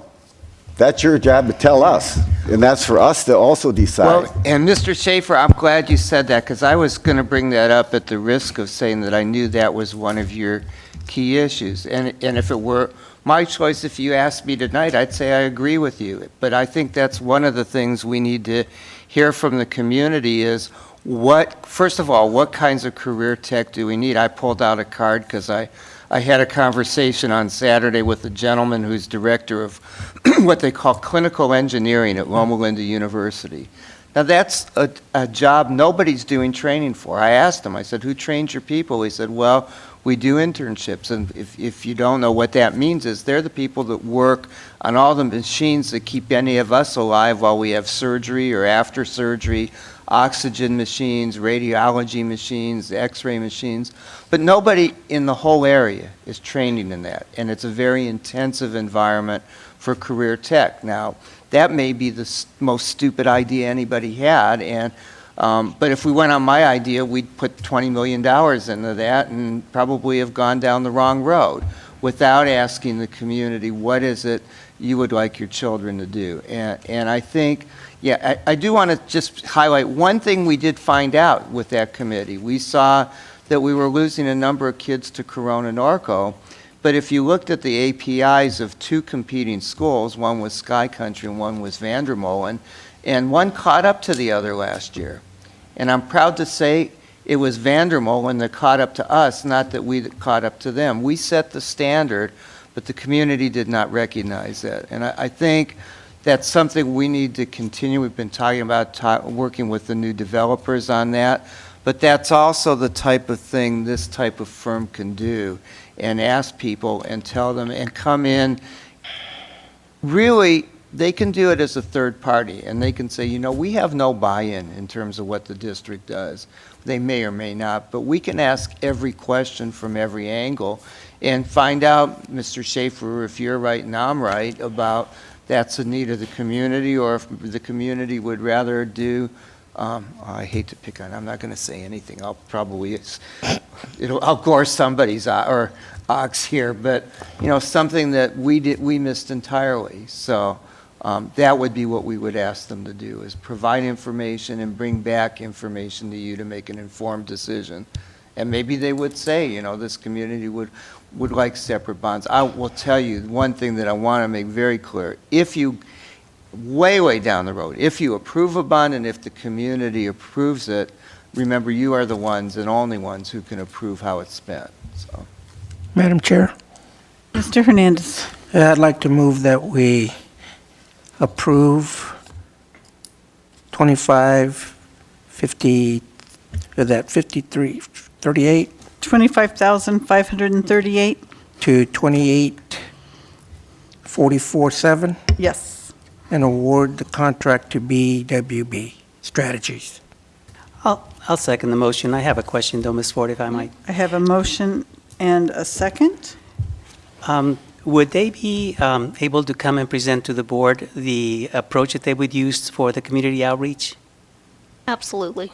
Because I think at that point, the board then would have an opportunity that to respond and maybe even offer other suggestions that we might feel might be important for them to take into consideration in their efforts. Yeah, absolutely. And when might this, when are they putting this together? When are they going out there to do this? We would get them started right away. So as soon as you approve, then I will talk to them tomorrow. So they will come here and And then we can have explain them to at the us. next board meeting. Okay, okay. All right, we have a motion. I have a comment. Yes. On a couple of things. Well, first of all, when I'm talking about competition among districts, I mean, we need a better appearance that we can compete with the other districts, not that we are, the bottom of the barrel. It's not what I mean. Secondly, when we talk about career tech and filling types of jobs, we need to make sure that those jobs are there to fill. Like you say, you wouldn't want to educate a bunch of medical technicians and the jobs aren't there. And thirdly, when you're talking to the residents, you need to understand that you need to be talking to voters, residents and their voters. I am concerned that a lot of parents that we saw during the LCAP, LCFF, and LCAP meetings may not have been voters. And so we need to pay attention to that when we go out to the community. We need to make sure that we're talking to people, parents, of course, whether they're voters or not. But you do need to reach voters if you're thinking about going out for bonding. And LCAP and LCFF is not based on the voter That's right, base. and I understand that, but that's bonding the user does. groups. But I believe most of the time they'll take the voter registration and look at that too, so that they get a good share of everybody. Yes, they've done this many of times. They're actually doing this with Corona Norco right now, so they're very, very well aware of what strategies to use, and that they need to focus on voters so they can see what that would look like when we get to that point. I think as far as improvements go, if we had money in the budget, we make those improvements. The issue is that we don't have enough money in the budget to make all the improvements we would like to make. So I think though that would be a reason why we would go out to the public and say, how much do you want, what do you want, and how are we going to provide it? Mr. Schaefer? Just one last comment. The reason for my questions on this also is the strategy that will be used, which hopefully we'll be able to question Troxel. The strategy used for Measure M was disappointing in the fact that it left the impression that our schools are broken, leaky roofs, whatever. Mr. Elzig has done one heck of a job with the resources he's had. He should be ashamed of himself because now Pablo's got to fill his shoes. But the thing is, our schools, after 6 months of being on that committee, visiting every site, they are in fabulous condition. And the Measure M, I'm not going to call it fiasco, the Measure M fiasco, gave the community the impression that we've got broken schools and you don't want your kids here. You do want your kids here because we've got the best teachers, we've got some of the best programs out there, and we'll go toe-to-toe with any other school district. We may not come out on top, but we're going to be in second place. And I don't want the strategy to be, someone pointing up at a leaky roof or the pavement there's a hole in the pavement as that's our district. That's not the strategy. The strategy is this is what we want to do for your children. We want to provide this, we want to provide this technology, these types of facilities, these types of job trainings. That's being positive. That's not ripping down your school district to get the voters to give you their tax dollars. They will give you the tax dollars if you have a plan in place, if you have their students, their children, as your top priority. And we do. And if a bond measure comes up, and it's the right bond measure, with everything spelled out to the public, they will buy into it. But if we're going to start pointing fingers at leaky roofs or broken windows or whatever, we're going to end up like Measure M did. But if Troxel wants to use that type of strategy, I will not be on board, period. But Madam Chair, it'd be nice to talk. I call for the question. All right, and before we do that, I just want to make a clarification. This is not Troxel Communication. Troxel Communication was the last item. This is TBWB strategies, just so that everybody's clear. All right, all those, we need a roll call vote of all those in favor of administering recommendations to award a contract to TBWB Strategies for community education and related services in the amount of $25,538 to $28,447. Ms. President Schmidt? Yes. Trustee Mendez? Yes. Trustee Hernandez? Yes. Trustee Johnston? Yes.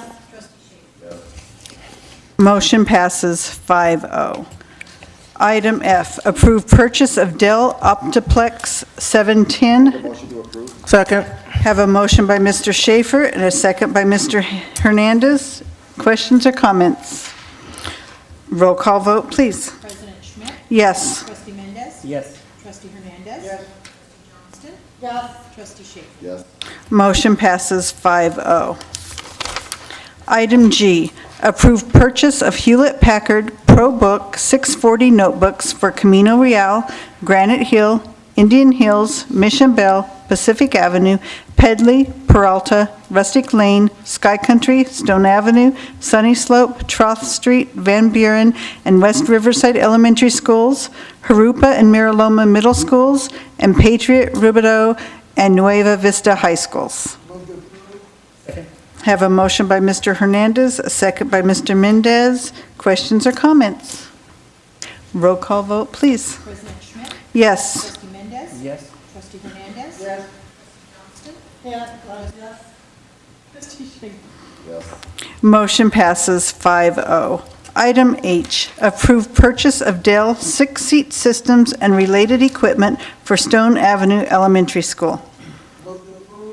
Second. Have a motion by Mr. Hernandez and a second by Mr. Mendez. Questions or comments? Roll call vote, please. President Schmidt? Yes. Trustee Mendez? Yes. Trustee Hernandez? Yes. Trustee Johnston? Yes. Trustee Schaefer? Yes. Motion passes 5-0. Item I, approve purchase of audiovisual equipment for Jurupa Valley High School. Make motion to approve. Second. Have a motion by Mr. Schaefer and a second by Mr. Mendez. Roll call vote, please. President Schmidt? Yes. Trustee Mendez? Yes. Trustee Hernandez? Yes. Trustee Schaefer? Yes. Motion passes 5-0. Item J, adopt resolution number 2014-36, authorizing the issuance of 2014-2015 tax revenue anticipatory notes or trans. Make a motion to approve. Have a motion by Mr. Mendez, a second by Mrs. Johnston. Questions or comments? Roll call vote, please. President Schmidt? Yes. Trustee Mendez? Yes. Trustee Hernandez? Yes. Trustee Johnston? Yes. Trustee Schaefer? Yes. Motion passes 5-0. Item K, adopt resolution number 2014-37, statutory school fees imposed on new residential and commercial industrial development. Second. Have a motion by Mrs. Johnston, a second by Mr. Mendez. Any questions or comments? Roll call vote, please. President Schmidt? Yes. Trustee Mendez? Yes. Trustee Hernandez? Yes. Trustee Johnston? Yes. Trustee Schaefer? Yes. Motion passes 5-0. Item L, adopt resolution number 2014-38, adopting a school facilities needs analysis and establishing and adopting alternative school facilities fees. Have a motion by Mr. Mendez and a second by Mrs. Johnston. Questions or comments? Roll call vote, please. President Schmidt? Yes. Trustee Mendez? Yes. Trustee Hernandez? Yes. Trustee Schaefer? Yes. Motion passes 5-0.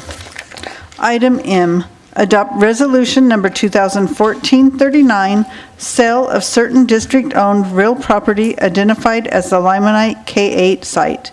Mrs. Ford. As the board is aware, on January 21st, the board adopted Resolution 2014/29 declaring its intention to sell the Limonite K8 property, and the property is not needed for district classroom purposes. The board set a minimum price for the property of $2,123,000, and the terms and conditions of the sale were set forth in Resolution number 2014-29, including the requirement that the successful bidder would be required to enter into a purchase agreement. The district, however, did not receive any sealed proposals for the purchase of the property. As such, it would be appropriate for the board to call for oral proposals at this time. Oral bids still must meet all the established terms and conditions for the sale of the property.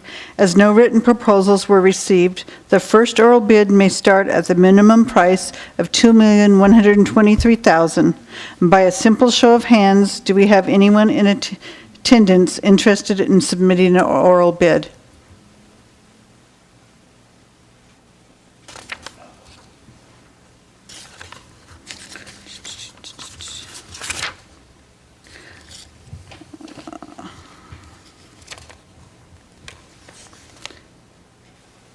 Okay, it would appear we do not have any oral proposals either. As such, the board will ask staff to reevaluate the district's options with respect to the sale of the property, and as appropriate, bring those options back to the board at a future meeting. Thank you. Thank you. And we will move on to item N. Adopt resolution number 2014-40, approving goals and policies for community facilities districts. Move for approval. We have a motion and a second. Okay. Any questions or comments? All right, roll call vote, please. President Schmidt? Yes. Trustee Mendez? Yes. Trustee Hernandez? Yes. Johnson? Yes. Trustee Schaefer? Yes. Motion passes 5-0. Item O is to adopt resolution number 2014-41, establish Community Facilities District Number 8, and authorize the levy of a special tax within said Community Facilities District. Move for approval. I need to orally acknowledge the receipt by the clerk of the board of a petition requesting the establishment of a community facilities district submitted by CG Group Holdings LP as the owner of certain parcels of real property within the district dated March 24th, 2014.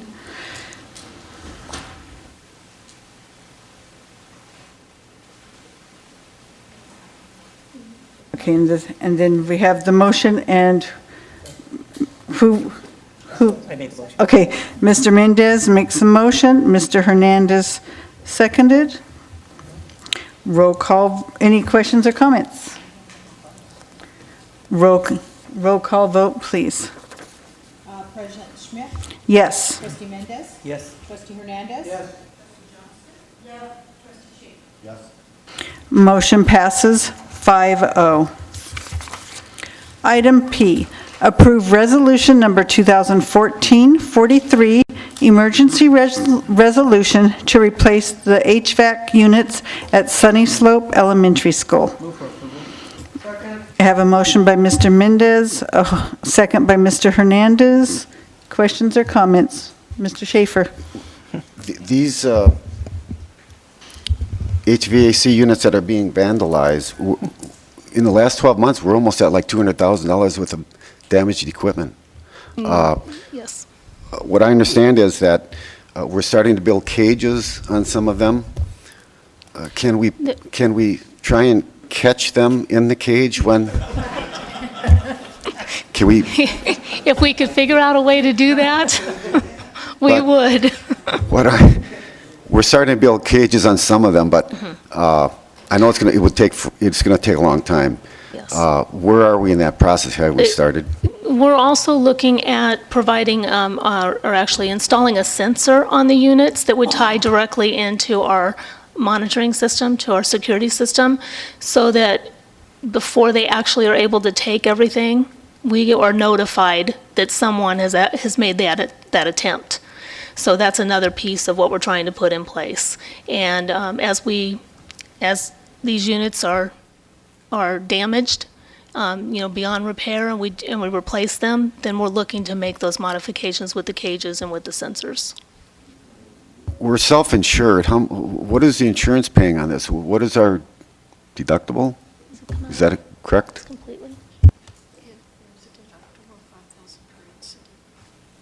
5,000 per incident, Ms. Russell tells me. So almost the amount of the unit. Mr. Schaefer, we were discussing this also, and the amount of copper they get only gives them about $50. So my suggestion was just to tape a $50 bill on each unit, so they'll leave our copper alone and take the money. It's like it cost us over $7,000 a unit, and they get $50 out of it. And it's all the equipment and things that we could have bought for the kids that people are taking for granted out there. We're going to combine that with Trustee Schaefer's idea. Perfect. We'll put it in there. They can go in. All right, we have a motion and a second. All those, by roll call, all those to approve Resolution 2014-43. Mrs. President Schmidt? Yes. Trustee Mendez? Yes. Trustee Hernandez? Yes. Trustee Schaefer? Yes. Motion passes 5-0. Item Q, approve the deletion of Board Policy and Administrative Regulation 0520, Intervention for Underperforming Schools. Mr. Ducharme. Thank you. This is actually an archaic policy because that program no longer exists, so it's better not to have it as part of your policies. And you're doing something that other governmental agencies, like at the state level, might not do, and that's trim their policies. Have a motion by Mr. Schaefer and a second by Mrs. Johnston. Roll call vote, please. President Schmidt? Yes. Trustee Mendez? Yes. Trustee Hernandez? Yes. Motion passes 5-0. Item R, approve the deletion of Board Policy and Administrative Regulation 0520.1, High Priority Schools Grant Program. Have a motion by Mr. Schaefer, a second by Mr. Mendez. Roll call vote, please. President Schmidt? Yes. Trustee Mendez? Yes. Trustee Hernandez? Yes. Trustee Johnson? Yes. Trustee Schaefer? Yes. Motion passes 5-0. Item S, approve at a first reading revised Board Bylaw 9010, Public Statements. Mr. Ducharme. Move for approval. Have a motion by Mr. Mendez and a second by Mr. Hernandez. Questions or comments? Roll call vote, please. President Schmidt? Yes. Trustee Mendez? Yes. Hernandez? Yes. Trustee Johnson? Yes. Trustee Schaefer?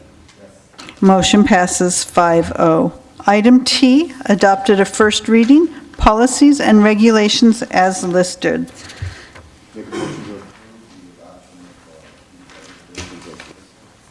Have a motion by Mr. Schaefer, a second by Mr. Mendez. Roll call vote, please. President Schmidt? Yes. Trustee Mendez? Yes. Trustee Hernandez? Yes. Trustee Johnston? Yes. Trustee Schaefer? Yes. Motion passes 5-0. Item U, act on student discipline cases. Revoke expulsion cases, we have 3, 12-093, 12-117, 13-055. Move for approval. Have a motion by Mr. Mendez, a second by Mr. Hernandez. Roll call vote, please. President Schmidt? Yes. Trustee Mendez? Yes. Trustee Hernandez? Yes. Trustee Johnston? Yes. Trustee Schaefer? Motion passes 5-0. Expulsion case, administrative hearing, we have 1, 14-045. Move for approval. We have a motion by Mr. Mendez, a second by Mr. Hernandez. Roll call vote, please. President Schmidt? Yes. Trustee Mendez? Yes. Trustee Hernandez? Yes. Motion passes 5-0. Expulsion, suspended expulsion case, agreement and stipulation, we have 1, 14-058. Move for approval. I have a motion by Mr. Mendez, a second by Mr. Hernandez. Roll call vote, please. President Schmidt? Yes. Trustee Mendez? Yes. Trustee Schaefer? Yes. Motion passes 5-0. Approve personnel matters. Approve personnel report number 15. Mrs. Elzig. Move to approve personnel report number 15. We have a motion and by Mr. Mendez, a second by Mr. Hernandez. Roll call vote, please. President Schmidt? Yes. Trustee Mendez? Yes. Trustee Hernandez? Yes. Trustee Schaefer? Yes. Motion passes 5-0. Item 2, approve initial bargaining proposal from CSEA 392.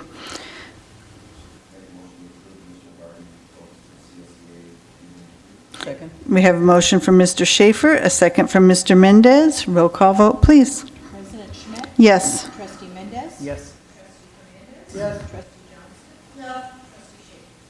Motion passes 5-0. And item 3, adopt resolution number 2014-35, authorization to destroy records. Move for approval. I have a motion by Mr. Mendez, a second by Mr. Schaefer. Roll call vote, please. President Schmidt? Yes. Trustee Mendez? Yes. Trustee Hernandez? Motion passes 5-0. Next is item W, board member comments and committee reports. We'll start with you, Mr. Mendez. First of all, again, congratulations to the best. Several Maurice, personally, it's an excellent, distinguished group to be recognized, and it's really nice to have that happen here in our district. I was also pleased to hear positive comments by the developer that spoke on behalf of Stanton Homes, was it? And Mr. Miller, BIA, the accolades that they gave our staff, the commendations and the manner in which they do business with entities out there in the community, the business community and others. It's really great to see. I mean, we keep talking among ourselves what a great staff we have. But when you hear from the outside, I think, for me anyway, it's even more significant because that says a lot, I think, in the manner in which we do business with the outside world. I'm looking forward to the audit that will be conducted by the county, was it, in regards to the A through G requirements. And I think it goes along with what Mr. Schaefer indicated earlier in terms of the A through G requirements. I'm hoping that at some point we really have a greater number of students taking those courses, but not only that, again, along with what Mr. Schaefer said, that they in fact are well prepared to be successful in that first year of college, because you're absolutely right. Those students that start already that far behind, in addition to the added cost, a lot of them do not wind up completing their four-year university studies. So it's very critical that we do have them off to a good start. And that, along with the early assessment program, and that combined, I guess, with the overall assessment program in the district, hopefully will give us some good information and vehicles by which we can hopefully make our students better prepared for those challenging opportunities in their future. So thank you very much. Thank you. Mr. Schaefer. I would like to, people look at us and they say we're politicians. We're really not politicians. We're from the neighborhood, and we're interested in the children of this community's education. That's what we're here. We're not politicians. So when we say we have the best staff, we have the best teachers, we have the best custodians and maintenance, and we mean that. It's not political. We are interested in this community's children's education and the success they have once they leave these school sites, when they graduate. I commend Mr. Dubrovsky and the superintendent, actually everyone, because there's been a shift in attitude, more of a cooperation among staff, administrators, and teachers.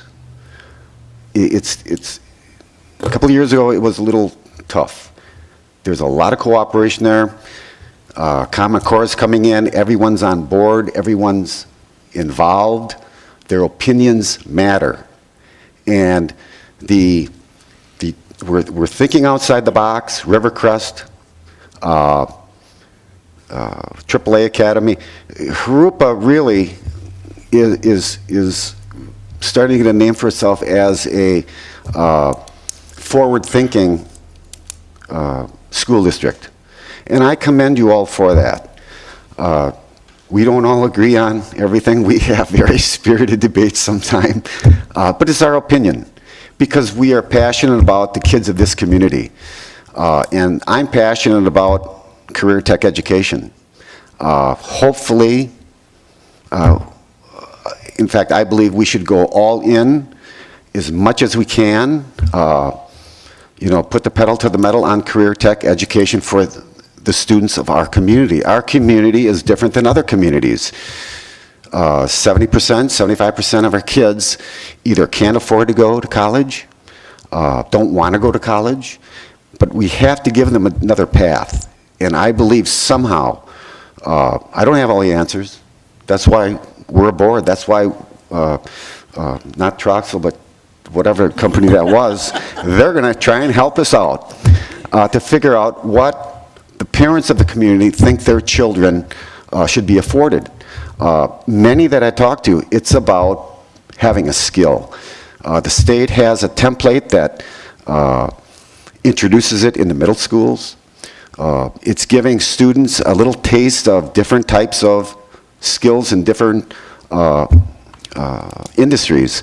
And by the time they graduate, hopefully when they step off that stage in their cap and gown, they're going to jump into a job, start their own business, enter college, or further their education in a different way. But we have to give them that path. They're a lot smarter than we were in those when we were their ages. And with the technology the way it is, we have to convince our community that our students deserve that. But we have to send out the message. We have to send out the message as to how we want it formulated. And I'm looking forward to that discussion. And I'd like to, I don't know if I said I congratulate all the best of the best, but again, I congratulate them again if I didn't. Thank you. Mrs. Johnston. Well,